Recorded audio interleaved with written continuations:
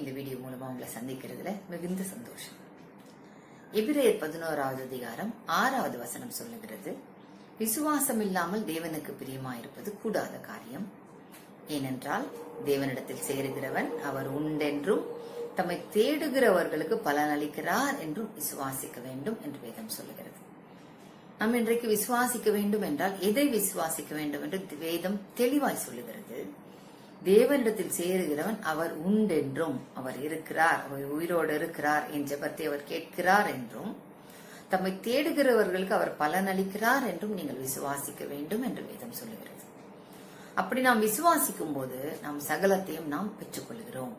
இன்றைக்கு விசுவாசம் என்றால் அநேகருக்கு நானும் விசுவாசிக்கிறேன், ஆனால் காரியங்கள் நடக்கவில்லையே என்று அநேகர் முறுமுறுக்கிறார்கள், அங்கலாய்க்கிறார்கள்.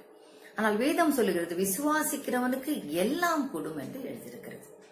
ஆனால் தேவனுடைய திட்டம் என்று ஒன்று இருக்கிறது. அநேகர் யோசிக்கிறார்கள், நான் தேவ திட்டத்துக்குள்ள இருக்கிறேனா, எனக்கு தேவனுடைய திட்டம் தெரிந்திருக்கிறதா, அவருடைய பாதையில தான் நான் நடக்கிறேனா, ஒருவேளை நான் என் சுயத்தில நடக்கிறேனா என்று அநேக நேரங்களில சந்தேகம் ஏற்படுகிறது என்று சொல்லி அநேகர் கலங்குகிறார்கள். என்ன செய்ய போகிறோம் என்று தெரியவில்லையே என்று சொல்லி, ஒருவேளை நான் தவறான காரியங்களுக்கு முடிவெடுத்து விட்டால் என் வாழ்க்கை என்ன நடக்குமோ என்று சொல்லி அநேகர் கலங்குகிறார்கள். ஆனால் வேதம் சொல்லுகிறது, நீங்கள் கலங்க வேண்டிய அவசியம் இல்லை. அனைத்தும் அவருடைய தீர்மானத்தின்படி எழுதப்பட்டிருக்கிறபடினால நீங்கள் கலங்க வேண்டிய அவசியம் இல்லை. சகலம் நன்மைக்கு ஏதுவாக தான் தேவன் செய்து முடித்திருக்கிறார் என்று வேதம் சொல்லுகிறது. ஜவஹர்லால் நேரு படித்த காலேஜ்ல அவருக்கு அந்த யூனிவர்சிட்டியில 7 என்ட்ரன்ஸ் இருந்ததாம். அவருடைய தகப்பனார் காரை எடுத்துக்கொண்டு வரும்போது ஒரு என்ட்ரன்ஸ்ல பிள்ளை வந்து நடந்து வரும்போது ஃப்ரெண்ட்ஸோட வரும்போது இந்த காரை மிஸ் பண்ணிட்டா என்ன செய்யறதுன்றதுக்காக 7 என்ட்ரன்ஸ்ல 7 காரை நிறுத்தினாராம் என்று சொல்லி நான் கேள்விப்பட்டு வாசித்திருக்கிறேன். அந்த உலக பிரகாரமான தகப்பனே தன்னுடைய பிள்ளை இந்த இடத்துல காத்திருப்பானே, அவன் வழி விலகி போயிடக்கூடாதுன்றதுக்காக 7 என்ட்ரன்ஸ்ல 7 காரை நிறுத்த வல்லவராய் இருந்தால், நம்முடைய ஆண்டவராக இயேசு கிறிஸ்து தேவனுடைய திட்டத்திற்கு நேராக நம்மை நிறுத்துவார் என்பது அதிக நிச்சயம் என்று நாம் அறிந்திருக்கிறோம். உங்க எல்லாருக்கும் தெரியும், யூதாஸ் காரியத்து தெரிந்தே காட்டி கொடுத்தான் ஆண்டவரை. இது எல்லாருக்கும் தெரியும். ஆனால் பிலாத்து தெரியாமலேயே தேவனுடைய சித்தத்தை செய்தான் என்று உங்களுக்கு தெரியுமா? பிலாத்து காட்டி கொடுத்தான். அதுதான் தேவனுடைய திட்டம். தேவ திட்டத்துக்குள்ள ஒருத்தர் இருக்கும்போது கட்டாயம் நீங்கள் எதை குறித்தும் கவலைப்பட வேண்டிய அவசியம் இல்லை. சரி, தேவ திட்டத்துக்குள்ள நான் இருக்கிறேன் என்று நான் எதனால் அறிவேன் என்று நீங்கள் கேட்பீர்களானால், நீங்கள் ஆண்டவராக இயேசு கிறிஸ்து விசுவாசிக்கிறீர்களே, அதுவே தேவனுடைய திட்டம் தான். உங்களுடைய இருதயத்திலே விசுவாசத்தை அவர் ஆரம்பித்தவரும் அவர்தான், முடிக்க போகிறவரும் அவர்தான். அதனால் நீங்கள் ஒன்றுக்கும் கவலைப்படாமல் எல்லாவற்றையும் குறித்து உங்களுடைய விண்ணப்பங்களை ஸ்தோத்திரத்தோடு தேவனுக்கு தெரியப்படுத்துங்கள். அப்பொழுது எல்லா புத்திக்கும் மேலான தேவ சமாதானம் உங்கள் இருதயங்களை ஆள கடவுது என்று சொல்லி பிலிப்பியர் 4ஆம் அதிகாரத்திலே வாசிக்கிறோம். அதனால் நீங்கள் ஒன்றுக்கும் கவலைப்பட வேண்டிய அவசியம் இல்லை. நீங்கள் சரியான பாதையிலே தான் போய்கொண்டிருக்கிறீர்கள். நீங்கள் பாதை மாற முடியாது. தேவன் உங்களுடைய பட்சத்தில் இருக்கிறார்.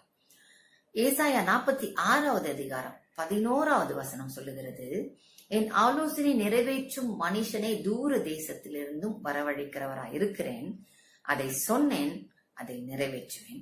அதை திட்டம் பண்ணினேன், அதை செய்து முடிப்பேன். இப்ப யாரிடத்துல இருக்கிறது? நம்முடைய காரியங்கள் எல்லாம் தேவனிடத்துல இருக்கிறது. அவர்தான் அதை சொல்லியிருக்கிறார், அவர்தான் திட்டம் பண்ணியிருக்கிறார், அவர்தான் நிறைவேற்ற போகிறார். நம்ம இடத்துல ஒன்றுமே இல்லை. நமக்கு எந்த காரியமும் செய்ய வேண்டிய அவசியம் இல்லை. உங்களுடைய கிரியைகள், இன்றைக்கு நான் சரியாக இல்லையே, இன்னைக்கு நான் வேதம் சரியா வாசிக்கலையே, இன்றைக்கு இந்த தவறு செய்து விட்டேனே என்று நீங்கள் கில்ட்டியாக இருக்க வேண்டிய அவசியம் இல்லை. தேவன் உண்மையுள்ளதாக இருக்கிறார். அவர் நீதிபரர். அவருடைய நீதிக்கு தக்கதாக நமக்கு பலன் அளிக்கிறார். அவர் திட்டம் பண்ணி இருக்கிறார், அதை செய்து முடிக்க போகிறார். பிலிப்பியர் 1ஆம் அதிகாரம் 5ஆம் வசனம் சொல்லுகிறது, உங்களில் நற்கிரியையை தொடங்கினவர் அதை இயேசு கிறிஸ்துவின் நாள் பரியந்தம் முடிய நடத்தி வருவார் என்று நம்பி என்று எழுதியிருக்கிறது. உங்களிடத்துல ஒரு நல்ல கிரியை அவர் தொடங்கி இருக்கிறார். அவர் பாதையில விட்டு செல்கிறார் தேவன் இல்லை. அவர் நம்முடைய அப்பா, நம்முடைய பிதா, நமக்கு எல்லாம் அவர்தான். நீங்கள் அவரை கடவுள் என்ற தூரத்திலே கொண்டு போய் நிறுத்தாதீர்கள். அவர் தெய்வம், அவரிடத்துல இப்படிதான் கேட்க வேண்டும் என்று வரைமுறை கிடையாது. அவரிடம் நம்மளுக்கே சொல்லி இருக்கிறார், நமக்கு அவர் தகப்பன், அவர் அப்பா. நம்முடைய அப்பாவிடத்தில் நாம் போய் கேட்கும் போது நாம் எப்படி கேட்போம்? சகல மரியாதையோட சல்யூட் அடித்து, அப்பா உங்களால இதை செய்ய முடியுமானால் அப்படிலாம் நம்ம கேட்போமா? அப்பா எனக்கு இது ஆசையா இருக்கிறது, என்னோட வாஞ்சை இதுவா இருக்கிறது, எனக்கு இது ரொம்ப பிடிக்கிறதாப்பா, இது நீங்க செய்யுங்கப்பா, இது நீங்க செய்யணும்ப்பா அப்படி நம்ம ஆசையோடு கேட்கிறோம் அல்லவா? அப்படியாய் நம்முடைய தகப்பனிடத்தில் நாம் வரும்போது அவர் நம்மிடத்துல எந்த கண்டிஷனும் போடுகிற தெய்வம் இல்லை. அவர் நமக்கு தகப்பன், சகலத்தையும் நமக்காக சிலுவையிலே செய்து முடித்திருக்கிறார். இவை எல்லாத்தையும் அருளாதிருப்பது எப்படி என்று சொல்லி வேதம் சொல்லுகிறது. தன்னுடைய ஜீவனையே நமக்காக கொடுத்திருக்கிறார். தைரியமாக நீங்கள் கிருபாசன தண்டை கிட்டி சேர்க்கிறதற்கு கர்த்தர் நமக்கு தைரியத்தை கொடுத்திருக்கிறார். அதனால தைரியமா அவரிடத்துல வாருங்கள், அற்புதங்களை பெற்றுக்கொள்ளுங்கள்.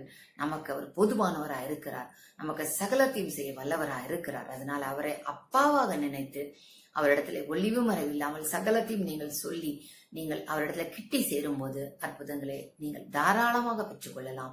எந்த கண்டிஷனும் அவர் போடுகிற தெய்வம் இல்லை. நம்முடைய பிள்ளைக்கு நாம் கண்டிஷன் போடுவோமா? இல்லையே. நம்முடைய பிள்ளை எதை கேட்டாலும் நமக்கு திராணி இருக்கிறதோ இல்லையோ நம்ம வாங்கி கொடுக்க வேண்டும் என்ற ஒரு ஆசை நமக்கு இருக்கிறது அல்லவா? அப்படித்தான் அவர் எல்லாவற்றையும் நமக்காக செய்து முடித்திருக்கிறார். நமக்கு சகலத்தையும் செய்ய வல்லவராயிருக்கிறார், செய்து முடிப்பார். ஒரு குழந்தை தன்னுடைய தகப்பனிடத்துல அப்பா கடவுள் எப்படிப்பா இருப்பார் என்று கேட்டானாம்.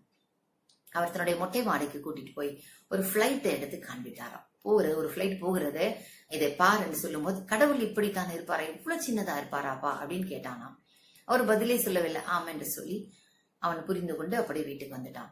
அடுத்த நாள் அவனை ஒரு ஏர்போர்ட்டுக்கு கூட்டிட்டு போய் அந்த இடத்துல போய் ஒரு பிளைட்டை காண்பித்தாராம். கடவுள் இப்படித்தான் இருப்பார் என்று சொன்னாராம். அவன் சொன்னான், இவ்வளவு பெரிதா இருக்கிறதே, அப்ப கடவுள் இவ்வளவு பெரியவரா என்று கேட்டானாம். அவர் சொன்னாராம், நீ தூரத்திலிருந்து கடவுளை நீ பார்க்கும்போது அவர் சிறியவரா இருப்பார். நீ அவரிடத்துல கிட்டி சேர சேர நீ நெருங்க நெருங்க நெருங்க அவரை அறிகிற அறிவிலே வளர வளர வளர உனக்கு பெரியவராய் அவர் காண்பிப்பார். தன்னுடைய அற்புதங்கள் அடையாளங்களை உன்மேல் அவர் நிகழ்த்துவார். அதனால் ஆண்டவரிட நீ பார்க்க வேண்டுமானால் அவரிடத்துல கிட்டி சேரு. அவர் யார், அவர் எப்படிப்பட்டவர் என்று நீ அவரை தேடும் போது அவர் உண்மையாகவே உனக்கு மிகப்பெரியதாய் காட்சி அளிப்பார் என்று சொன்னாராம். ஆம், இதுதான் உண்மை. நீங்கள் ஆண்டவரை நெருங்குங்கள், ஆண்டவரை தேடுங்கள், ஆண்டவருக்கு நேரத்தை செலவழியுங்கள், வேதத்தை வாசியுங்கள். நீர் எப்படிப்பட்டவரோ என்று கேள்விப்பட்டானே, அப்படியா நீர் கேள்விப்பட்டு அவரிடத்துல வாருங்கள். கர்த்தர் உங்களுக்கு அற்புதம் செய்கிறது நிச்சயம். இந்த வீடியோ உங்களுக்கு ஆசீர்வாதமாக இருந்திருக்கும் என்று நான் கர்த்தருக்குள் விசுவாசிக்கிறேன். மீண்டும் அடுத்த வீடியோல உங்களை நான் சந்திக்கிறேன். ஆமென்.